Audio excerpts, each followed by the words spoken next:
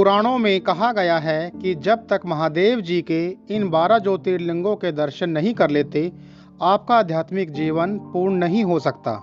हिंदू मान्यता के अनुसार ज्योतिर्लिंग कोई सामान्य शिवलिंग नहीं है। ऐसा कहा जाता है कि इन सभी 12 जगहों पर भोलेनाथ जी ने स्वयं दर्शन दिए थे, तब जाकर वहाँ ये ज्योतिर्लिंग उत्पन्न हुए थे। बता दें, ज्योतिर्लिंग एक संस्कृत का शब्द है जिसका अर्थ होता है रोशनी का प्रतीक। आइए जानते हैं भगवान शिव के इन 12 पवित्र ज्योतिर्लिंगों के बारे में। सोमनाथ भारत का सबसे प्रसिद्ध और बड़ा ज्योतिर्लिंग है। गुजरात में स्थित सोमनाथ भक्तों की श्रद्धा का केंद्र है। ये ज्योतिर्लिंग सिर्फ पवित्र ही नहीं बल्कि बहुत मूल्यवान भी है। इस ज्योतिर्लिंग को 16 बार तोड़ा गया है और फिर बनाया गया है। सोमनाथ की कहानी काफ़ी रोचक है।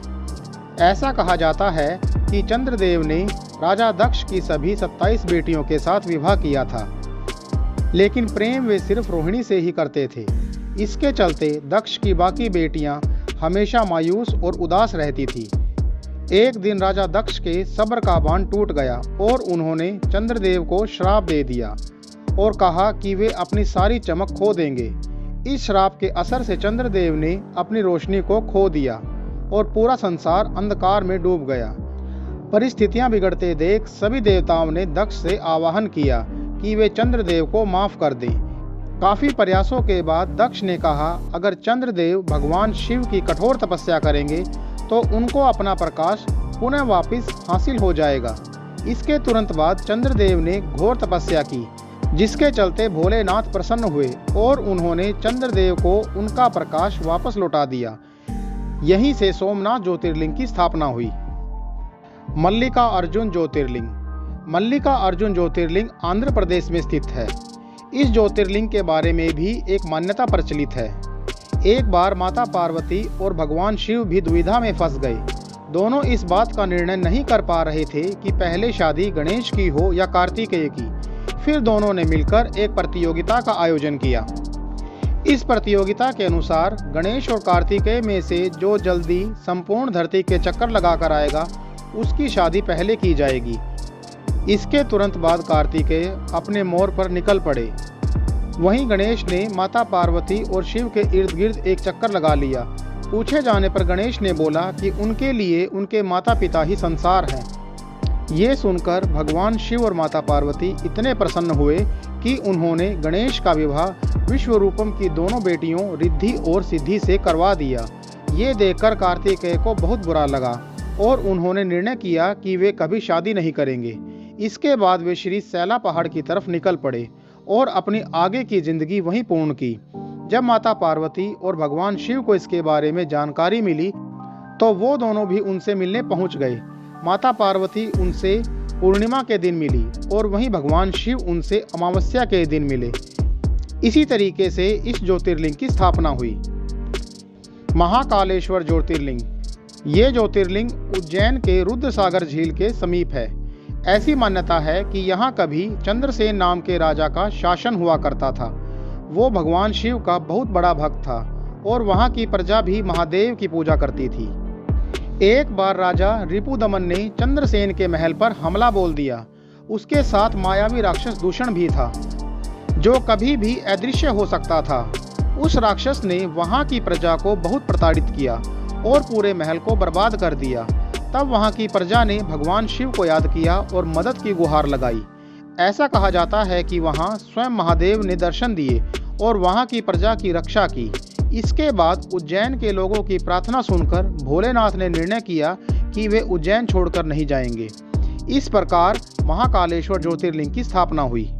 ओंकारेश्वर ज्योतिर्लिंग ओंकारेश्वर ज्योतिर्लिंग मध्य प्रदेश में स्थित है। ये ज्योतिर्लिंग नर्मदा नदी के पास शिवपुरी द्वीप पर स्थित है। ओंकारेश्वर का अर्थ होता है ओंकारेश्वर का भगवान। पुराणों के मुताबिक यहाँ पर एक बार देवताओं और असुरों के बीच बहुत बड़ा युद्ध हुआ, जिसमें असुरों ने देवताओं को परास्त कर दिया। इसके बाद सभी ने भगवान भोलेनाथ से प्रार्थना की कि वे वहाँ आएं और उनकी रक्षा करें। देवताओं की गुहार स्वीकार करते हुए भगवान शिव वहाँ आए और उन्होंने राक्षसों का संहार किया। इस प्रकार से वहाँ ओंकारेश्वर ज्योतिर्लिंग की स्थापना हुई। वैद्यनाथ ज्योतिर्लिंग यह ज्योतिर्लिंग झारखंड में स्थित है। ऐसी मान्यता है कि यहाँ पूजा करने से आपके सभी कष्टों का निवारण हो जाता है। इस ज्योतिर्लिंग की कहानी महान पंडित और राक्षस रावण से जुड़ी हुई है। ऐसा कहा जाता है कि एक बार दशानन हिमालय पर भगवान शिव की कठोर तपस्या कर रहे थे। वे अपने सभी सिर एक एक करके भगवान शिव को अर्पित कर रहे थे। जैसे ही वो अपना 9वां सिर भेंट कर रहे थे, तभी महादेव जी प्रकट हुए और रावण से कोई भी वरदान मांगने को कहा। तब रावण ने कहा कि वो चाहता है कि वो उनके साथ लंका नगरी चलें और वहां जाकर स्थापित हो जाएं। अब भगवान भोलेनाथ ने रावण की ये प्रार्थना स्वीकार की, लेकिन साथ ही शर्त भी रखी कि अगर ये शिवलिंग उनसे बीच रास्ते में कहीं भी जमीन पर रख दिया जाएगा तो ये वहीं पर स्थापित हो जाएगा। रावण ने ये शर्त स्वीकार कर ली और निकल पड़ा ज्योतिर्लिंग लेकर लंका की ओर। भगवान शिव के इस निर्णय से देवता बहुत दुखी और चिंतित हुए, क्योंकि वे भोलेनाथ को लंका जाते नहीं देख सकते थे।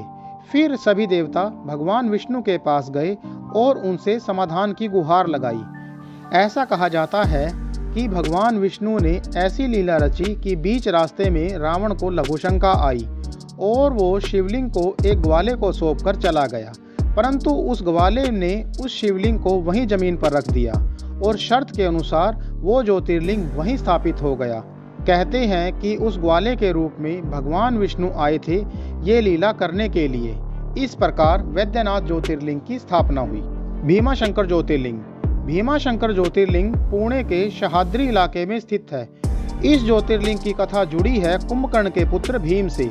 ऐसा कहा जाता है कि जब भीम को ये पता चला कि उनके पिता को मौत के घाट भगवान विष्णु ने राम के अवतार में उतारा था, वो उस बात से बहुत क्रोधित हुआ और उसने बदला लेने की ठानी।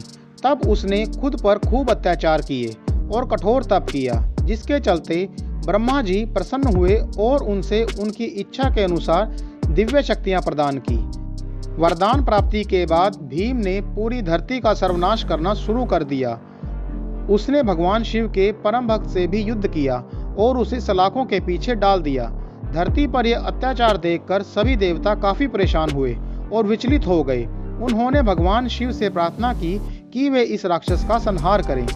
तब महादेव और भीम के बीच भीषण युद्ध हुआ और महादेव जी ने उसे धूल चटा दी। तब सभी देवतागण के आग्रह करने पर वे वहीं रह गए और उनको एक नया नाम भीमाशंकर ज्योतिर्लिंग दिया गया। मान्यता तो ये भी है कि जो पसीना भगवान शिव का युद्ध के समय जमीन पर गिरा था, उसी की वजह से भीमा नदी उत्पन्न हुई। रामेश्वरम ज्योतिर्लिंग। यह सबसे चर्चित और प्रसिद्ध ज्योतिर्लिंग है।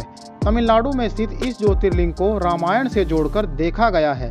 भगवान राम जब सीता की खोज करते हुए रामेश्वरम पहुंचे, तब वहां थोड़ी देर विश्राम करने के लिए रुक गए। वहां जैसे ही वो जल पीने के लिए नदी के पास गए, उन्हें जल पीने से रोक दिया गया और एक आकाशवाणी हुई, जिसके माध्यम से कहा गया कि वो जल उनकी इजाज़त के बिना कोई नहीं पी सकता। इसके बाद भगवान राम ने मिट्टी से एक शिवलिंग का निर्माण किया और उसकी पूजा और अर्चना की। उनकी पूजा से प्रसन्न होकर भोलेनाथ ने अपने दर्शन दिए और राम ने उनसे विजय का आशीर्वाद मांगा, जिससे वे अहंकारी रावण का वध कर सकें। भगवान शिव ने उन्हें आशीर्वाद दिया और स्वयं वहां रामेश्वरम ज्योतिर्लिंग के रूप में स्थापित हो गए। घृणेश्वर ज्योतिर्लिंग। यह ज्योतिर्लिंग महाराष्ट्र के औरंगाबाद में स्थित है। इसका निर्माण अहिल्याबाई होलकर ने करवाया था। ऐसा कहा जाता है कि इस ज्योतिर्लिंग के तार एक विवाहित जोड़े से जुड़े हैं। जी हाँ, ये कहानी सुधर्म और सुदेशा की है। इस विवाह में सब कुछ बहुत अच्छा चल रहा था, बस दुख इस बात का था कि उनके कोई संतान नहीं थी। तब सुदेशा ने निर्णय किया कि सुधर्म की शादी उसकी बहन धुष्म से करवा दी जाए। दोनों की शादी होते ही उन्हें एक प्रतिभावान बालक हुआ, लेकिन सुदेशा को ये बात खटकने लगी और मौका मिलते ही उसने उस बालक को झील में फेंक दिया, जहां सुधर्म ने 101 शिवलिंग अर्पित किए थे। ये खबर मिलते ही सुधर्म ने झील के पास जाकर भगवान भोलेनाथ को याद किया और अपने बालक को वापस पाने की गुहार लगाई। कहते हैं महादेव जी ने उनकी पुकार सुनी और सुधर्म को उनका बच्चा वापस लौटा दिया। सिर्फ यही नहीं, सुधर्म ने सुदेशा के लिए भी माफ़ी मांगी और भगवान भोलेनाथ ने उसे माफ़ कर दिया। उसी स्थान पर भगवान शिव घृणेश्वर ज्योतिर्लिंग के रूप में स्थापित हो गए। नागेश्वर ज्योतिर्लिंग, यह ज्योतिर्लिंग कृष्ण की नगरी द्वारिका में स्थित है। ऐसी मान्यता है कि ये ज्योतिर्लिंग सभी प्रकार के जहर के प्रभाव से सुरक्षित है। ये ज्योतिर्लिंग भी एक भक्त की कृपा से ही द्वारिका में स्थापित हुआ। एक बार दारुक नाम के राक्षस ने शिव भक्त सुप्रिया को अपने कब्जे में ले लिया। उसके साथ उस राक्षस ने और भी काफी सारी महिलाओं को बंदी गृह में बंद करके रखा था। तब सुप्रिया ने सबको बोला कि वो ओम नमः शिवाय का जाप करें। जैसे ही दारुका को इस बात की भनक लगी, वो निकल पड़ा सुप्रिया को मारने के लिए। लेकिन तभी महादेव जी प्रकट हुए और उन्होंने उस दुष्ट राक्षस का संहार किया।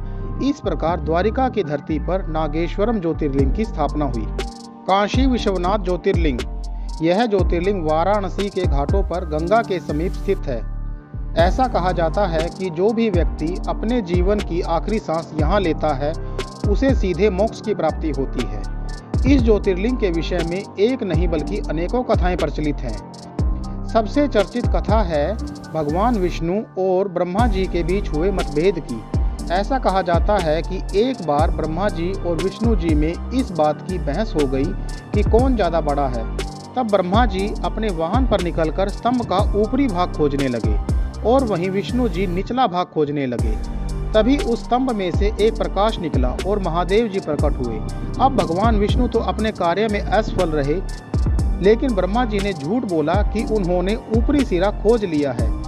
इस बात से भगवान शिव काफी क्रोधित हो गए और उन्होंने ब्रह्मा जी को श्राप दिया कि संसार में कोई उनकी पूजा नहीं करेगा। ऐसा कहा जाता है कि महादेव स्वयं वहां काशी विश्वनाथ ज्योतिर्लिंग के रूप में स्थापित हुए।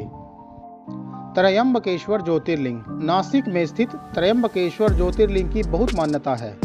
ऐसा कहा जाता है कि गोदावरी नदी का अस्तित्व भी इस ज्योतिर्लिंग की वजह से है। शिव पुराण के अनुसार एक बहुत ही प्रसिद्ध गौतम ऋषि हुआ करते थे। उनको भगवान वरुण से ये वरदान मिला हुआ था कि उनके पास कभी भी अनाज की कमी नहीं होगी। लेकिन दूसरे देवताओं को इस बात से जलन होने लगी, तो उन्होंने एक गाय को उनके अनाज के ऊपर छोड़ दिया। उस गाय को देख ऋषि ने उस गाय को मार दिया। उनको बाद में इस बात का बहुत दुख हुआ और उन्होंने भगवान शिव की आराधना की।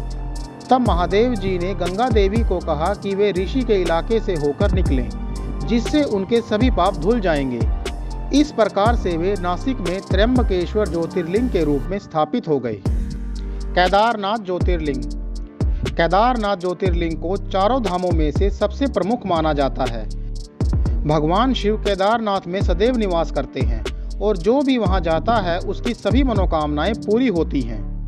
इस ज्योतिर्लिंग के सिलसिले में एक कथा काफी चर्चित है। ऐसा कहा जाता है कि भगवान ब्रह्मा जी के दो पुत्र थे, नर और नारायण। इन दोनों ने द्वापर युग में कृष्ण और अर्जुन के रूप में जन्म लिया था। नर और नारायण भगवान भोलेनाथ के बड़े भक्त थे, इसीलिए उन्होंने बद्रीनाथ में एक स्वयं का शिवलिंग बनवाया था और उसके सामने बैठकर घोर तप किया। ऐसा कहा जाता है उस शिवलिंग पर रोज भगवान शिव दर्शन दिया करते थे। एक दिन भोलेनाथ उन दोनों बालकों से इतने प्रसन्न हो गए कि उन्होंने दोनों से कहा कि वे कोई वरदान मांगे। तब दोनों ने कहा कि आप बस इस स्थान पर सदैव के लिए बस जाएं। भगवान शिव ने उनकी इच्छा पूरी की और इस प्रकार केदारनाथ ज्योतिर्लिंग की स्थापना हुई। दोस्तों, यदि आपको आज की वीडियो का कंटेंट अच्छा लगा हो तो इसे ज़्यादा से ज़्यादा शेयर करें, ताकि हमारे द्वारा दी गई जानकारियाँ अधिक से अधिक लोगों तक पहुँच सकें। और इसी प्रकार की इंटरेस्टिंग वीडियोस देखने के लिए हमारी वीडियो को लाइक करें, शेयर करें और हमारे चैनल को सब्सक्राइब करें।